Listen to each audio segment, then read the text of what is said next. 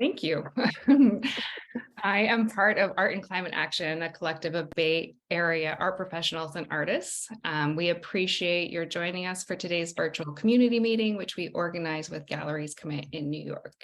As you just heard, and as per usual, we are recording today's conversation, and it will be on our YouTube channel in case you want to return to it in the future. Some of you will remember that in late 2022, we launched a campaign called Climate Action 8x8. This is a sector-wide initiative designed to instantiate meaningful climate action at art organizations across the US over the course of 2023. The campaign offers a framework for creating effective action plans suited to the capacity of your particular museum, gallery, or exhibition space. Participants will complete at least one action in 8 different areas of environmental impact. Those are measuring greenhouse gas emissions, energy use, travel, shipping, material waste, supporting workers, climate justice, and collective action. If you visit an 8x8 campaign website, and Laura will put those in the chat, you'll find suggestions for actions in each of these areas. We ask that you choose actions that will make a significant difference within your organization, but that are also achievable by fall of 2023. Follow through is the point with this campaign. Today, we're going to wrap our heads around the first action area I mentioned, measuring emissions. We know that the task of measuring emissions can be a little intimidating at first, as it's not really a standard practice in art organizations yet, although we're working to change that. Our guest speaker today is here to help us get over the mental hurdles, preventing a more thorough understanding of the impact our workplaces have on the planet. Danny Chivers is a climate researcher, a carbon footprint specialist, and environmental advisor to the Gallery Climate Coalition. We're thrilled that he's agreed to join us to break down why measuring emissions is key to effective climate action. And he'll also share tips on how art spaces can track emissions efficiently and offer guidance on preventing harmful emissions in the first place. Our goal is that you leave here today with a clear idea of the next step you can take to understand your workplace's climate impact, and also a firm sense of your power to improve it. But before I hand things over, just a little bit more about Danny. He's worked on carbon reduction and climate action projects for a wide variety of organizations over the past 20 years. As sustainability advisor for Gallery Climate Coalition, he helps to create carbon reduction resources. You've heard us refer to many of them, and action planning advice for a network of over 800 arts organizations in multiple countries. So we can't really think of anyone who is better suited to have this conversation, and we're really thrilled that Danny is here, and I will turn things over to him. Thank you. Hi, thank you so much, Jodie, and hi everybody. It's really great to be here and to see so many of you here. So essentially, very quickly, what I'm going to go through here, I'm going to do a little bit of background as to why I measure emissions in the first place, why this is important, why this is relevant to the art and culture sector. And then we're going to drill into exactly, as Jodie was saying, what are the benefits of measuring emissions from your operations, which emissions should you be measuring, and then how to go about it. So that's roughly the shape of it, and we're going to try and do it in 15 odd minutes. So let's see how we go. Cool. So starting from the very beginning, stepping back, we know we're in a climate emergency. That's the starting point. That's where we begin, and so essentially we know that from the Intergovernmental Panel on Climate Change, we know we need to halve global emissions by 2030 to have a chance of essentially staying within that 1.5 degree threshold that gives us a chance of things not getting completely out of control. I mean, there's a load of climate change we can't avert, but we can at least avert some of the worst of it if we can halve our emissions by 2030. And we had a bit of a blip during the pandemic where global emissions went down, but then I'm very much on the rise again. And so we need like this major global turnaround if we're gonna be on track for that target. And you know, it may seem that the sort of art and culture sector's emissions are only a small part of this, but art and cultural organisations have a major role to play for several reasons. Firstly, because these organisations that we work with actually have disproportionate emissions, or tend to have disproportionately large emissions for their size as organisations, especially in the global north. But then on the flip side, these organisations also have a disproportionate platform and potentially a disproportionate positive impact that they could have on these issues. Powerful influence on public conversation and on wider society, and a big platform for showcasing positive solutions, and also showcasing art, culture, heritage, bringing forward these stories that are coming from the front lines, give a platform to affected voices, put forward art and narratives and stories that challenge, that engage, that inspire people, present new perspectives on these issues. And I mean, it's a piece of art I really like. It's called Lives of Grass by Mathilde Roussel, and it's actually a physical piece of a human body made out of living grass. And the thing is, of course, that the other thing we can bear in mind is that the art and culture sector also spends a lot of money, and spends a lot of money in very practical ways across the economy. And if we can direct that money towards positive solutions, towards new alternative ways of doing things, if we can kind of help often like get new initiatives and new ideas off the ground, we can then help make those things available for others. And there's a really interesting example of that happening at the moment in the world of sort of international shipping, where certainly work the Gallery Climate Coalition is doing to try and encourage arts organisations and arts logistics shipping companies to take these issues seriously, to do more reporting on their emissions, to look at how much art that's currently transported by air could actually be travelling by sea instead, or by rail or by road. It is a very live conversation, and that could potentially help to shift the logistics sector for everybody, not just for the art world. So there's all these kind of interesting bits of potential. Thing is, of course, is that in order to do all this stuff, we need to make sure that we're being consistent. And because, this image, may represent like the art world, but the art world, of course, is also this. It's a lot of resources, materials, travel, people moving about, objects moving around, things being built, energy being burned, and to make it all happen, and to create these spaces, and to create these moments and these exhibitions. And so, why is measuring this a helpful first step? And there's a few reasons why this is a good place to begin. And yes, a big part of it is about transparency and accountability, and sort of showing that you're taking this stuff seriously. But more importantly, it's about getting information that allows you to plan action. If you can learn where your biggest impacts are, that tells you where to best direct your time and resources to get started on taking action. And I've had far too many examples of times when I've been chatting to organisations who are telling me very proudly about all the time and effort they spent, like changing their plastic cups for paper ones by the water fountain, and meanwhile their director is like flying to and from meetings every week, and it's like you have to get a grip on the perspective of what you should be prioritising if you're going to spend your limited time and resources on this wisely. And the other good thing about this is it allows you to set targets, to measure progress, to see how you're doing, and to tell positive stories when you are achieving things, when you are reducing your emissions. You can see what worked and what didn't, and potentially help share those good practices with others. So, next question: what to measure? And this is the bit where often people fall down, because it's suddenly you're like, well, we do so many different things, and there are so many elements to our operations, and where should we put our energy, and where do we begin?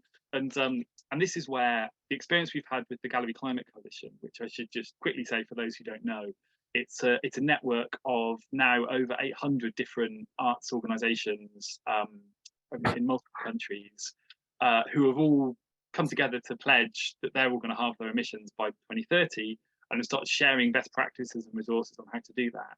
And through that network, we have measured the footprint of a number of different sort of art galleries and arts organisations, and we're consistently finding there's a few things that are in most cases the biggest parts of these organisations' footprints. And whether we're talking about, you know, art galleries, public museums, art studios, you know, there's often a few key things that are coming up again and again and again, and it makes sense. You know, the advice that we're giving people to the GCC to start by focusing on the things that are the biggest source of climate change emissions, but also the ones that are possible for you to measure without too much trouble, and where you have significant control and influence, so you can actually get started on taking action. And when we look at things within that frame and within those boundaries, we find again and again we're getting building energy use, we're getting staff travel, and we're getting the movement of objects, of artworks, of artifacts, of displays, and so on. So it's building energy use, movement of people, movement of objects, particularly when those people and objects being moved by air. And I can show you an example. This is the carbon footprint of a gallery in San Francisco who has used the GCC tools to calculate the sort of biggest bits of their footprint. And you'll see, sorry, the font's a little bit small here, but the blue one is the shipping in terms of air freight of moving artwork between exhibitions. The orange one there is their flights, their sort of staff travel, and then the green one there is their building energy. And then you'll see a little tiny purple sliver, which is other travel, not by air. And there were other elements of their footprint that they could measure, but we're fairly confident that by capturing these things, they're capturing 95% of their emissions where they have significant control and influence. And the reason I'm saying this, and sort of using words like operational emissions and emissions where they have control, is that depending on where you draw the line, you could include quite a few other things. And one that is quite big is certainly for public museums and galleries. The travel by visitors and audiences to get to those spaces can have a very large footprint, especially if you're a large museum or gallery with a lot of footfall. But we see that as an area of emissions where it's more a sense of shared responsibility, where you do have a role to help those visitors minimize their footprint in traveling to you. And you do have some influence in making sure, or using what influence you have to make sure that the gallery or museum is located in a place that has good public transport, where maybe it is possible to walk or cycle for a lot of people, that if maybe it isn't well set up at the moment, can you be using influence to improve that? But it's not solely your responsibility, because ultimately it's also down to the visitors how they choose to travel. And they may not just be traveling to see you, you know, they may be traveling to do multiple things in a day, and you're just one piece of it. So yeah, that's the reason why we're drawing this particular line and pulling out these particular elements. And this is where we'd really, suggest people start, because we know these things are significant. They're almost certainly going to be something you can measure and something to do something about. So jumping on, the other things we also advise is it can be really helpful to do this for a kind of pre-COVID year first as a baseline. If you're able to gather the information you need to work out these emissions profiles, to start with a pre-COVID year, 2018, 2019 maybe, to give you a kind of baseline, and then do a more recent year as well to give you a sense of where you are now. And that can be really helpful, sort of understanding what's been going on, what's the impact of the pandemic, and to help you plan into the future too. So yeah, those would sort of be our tips for getting started. Obviously, as you said, there is a bunch of other things that aren't included here, but some of them are included in our carbon calculator, and this is the next slice is to talk about how do you do these calculations. I'm aware I'm rattling through things quite fast here because we don't have a lot of time, but hopefully we'll have at least 5 minutes at the end where please feel free to come back to me with any questions about any of these things. Just doing a time check over there. Okay, we're looking okay. So how? Well, one easy, hopefully easy, supposedly easy way to get started is to look up the Gallery Climate Coalition online calculator. And this is a free tool that we've made that is specifically for the arts and culture sector, that very much focuses on these three elements that we think are going to be biggest for most arts organisations. And we've tried to develop a tool that is very user friendly. I'll show you it in a moment, where it's, you know, the information you need to gather to put in there is, we've tried to make that as sort of simple and straightforward as possible, really focusing on these three things. And then also having some boxes where you can also estimate, you know, depending on if you have the necessary information, other elements of your carbon footprint, such as the impact of packaging, the impact of printing and publications, the impact of sort of other local travel and so on, just to get at least some ballpark figures for those, so you can double check that this assumption that these are going to be the big things is correct. But ultimately, that tool is there for you to use for free.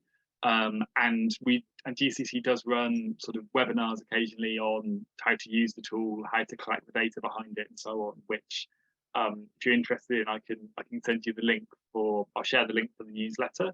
If you sign up to the GCC newsletter, you'll get told when those sessions are happening, if you do want more support or guidance with it. But ultimately, the very, very quick kind of 1 minute version of how to use that calculator, I'll show you in a moment. But I just want to say that the sort of final point of what to do if you gather the necessary info, which I'll talk about in a sec, plug it into the calculator, get some results like this, then what do you do with it? Well, obviously, the first thing you can do is talk to the good people at who are behind the 8x8 campaign initiative, where there's lots of fantastic advice and resources on how to take action on these things. And you'll notice that of those 8 things, 3 of them are for a very good reason, you know, talking about travel and shipping and energy use. But you can also, if you like, look at the GCC resources on this too. We have a kind of in-depth decarbonisation plan online aimed at art galleries and art organisations, that has lots and lots of other advice in too, if that's helpful, if you need a bit more. And as part of that plan, we do sort of show some examples of pathways of how reductions could happen. So this is one of the pathways in the plan that says, if you did X, Y, Z, if you shifted a certain amount of your air freight into other methods, or found other ways of doing things without shifting stuff around so much, if you did this to your travel, if you did this to your building energy, this is one path that might halve your emissions by 2030. And we also have paths that would go further, which actually we do prefer people to go for if they can. We ask all GCC members certainly to sign up to halving their emissions by 2030 from a 2019 baseline as a kind of minimum. But again, as most of our membership is in the global north, and the global north does bear great responsibility for the climate crisis, we actually are hoping that more and more organisations will go for push for something a bit faster than that, and maybe look at sort of 70% or more reductions by 2030, which we believe will actually become easier and easier as time goes by, as more alternatives and ways of doing things come online and become more affordable, more available. Or certainly they will if we all work together and push for them, certainly. So those are some of the resources that are there. And then just finally, I just wanted to quickly actually show you the calculator live. This is, again, these, I'm sure you can get these web links and find these easily enough yourself. But this is the sort of calculator, and those are some of the sort of online tips and things we have on how to use it and to make from it. But I will jump over to the calculator itself. See, hopefully you can see this. And so this is the actual live calculator. And you'll see we've tried to make it super easy. So if you're air travel, if you go, you look up all the flights that your staff took on business in a particular year, you can just start plugging them in here. And if you just start typing the name of an airport, then so if I type in JFK Airport here, suddenly there it is, it pops up. So you're going from JFK, let's say you're going to LAX, there you are, and then you're doing return economy class, and it's automatically calculated the distance of the carbon for you. So we've again tried to make it as user friendly as we can, and you can just keep clicking on here and adding more things, and as you add more things, more roads will appear. Similarly with shipping, it works in a very similar way, and similarly down here with other forms of freight, and then with energy, you need to tell us which country you're in, and I think in here we actually have it broken down into different US states, because obviously every US state has a different electricity system, and then tell us how much electricity and how much pipe gas you used, how much of the building is yours or is taken up by your activities, and again it will automatically calculate some carbon for you. So showing you that really briefly, and the idea is that hopefully you'll be able to find these numbers that you need to plug in from your energy bills or from your finance records or from your invoices with your shipping companies. You'll be able to get this information and pop it in here, and it will just do it for you automatically. So just to wrap that up, I guess just the final point I want to make is again just to flag up that it's possible to get quite bogged down in all this and to start get a little bit like, oh, we need to measure all of this and all of that and grab that detail and what about this and what about that. And it's really good to kind of think about these things holistically, think about, you know, what are the different impacts we're having, but ultimately the most important reason doing this sort of emission measurement is for planning action. And, you know, if you can figure out which are the big bits, where are the biggest impacts, where can we make the most difference, and where are our opportunities for putting some positive solutions in place and showcasing them and showing what can be done and supporting the solutions in wider society, and shouting about them and using, you know, our platforms that we have and our audiences and our networks to promote them and inspire people, the better. So yeah, I hope that's helpful. And sorry, it was a lot in a short space, but hopefully we have time for a few questions if people have them. Sure thing. Let's see, we have one question from Chris. What are some examples of financial savings in decarbonizing galleries and museums? I feel like that might be a quick pathway to buy in from some time-strapped and sometimes cash-strapped institutions. And just thank you.